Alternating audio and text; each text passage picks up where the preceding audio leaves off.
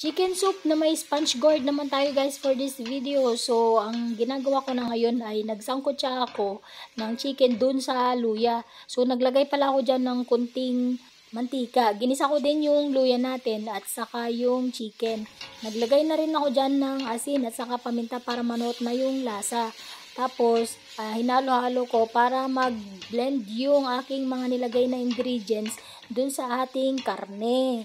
So, ayan na guys, kailangan lang ay masangkot siya ito ng mabuti at nung nasangkot siya na, lumabas na yung katas, nilagyan ko na ng tubig. Yung tubig ko ay ka-level lang ng ating chicken. Nung kumulo na, sunod ko lang nilagay yung ating sponge gourd. So, pwede rin maglagay ng iba't ibang mga gulay pala sa chicken soup. So, ito naman ay sponge gourd ngayon. Nung nakaraang niluto ko ay battle gourd naman yung nilagay ko. Nung kumulo na, syempre hindi mawawala yung ating dahon ng malunggay sa mga ganitong luto na may sabaw.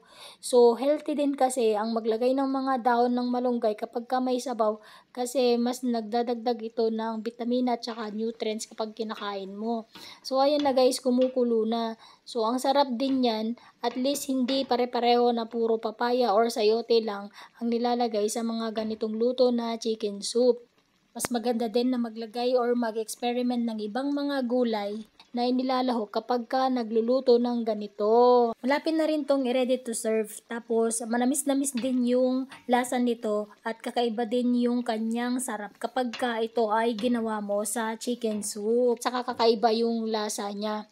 So, salamat guys sa panunod lagi na aking mga video at tapusin nyo sana ito hanggang sa dulo. God bless us everyone. Bye!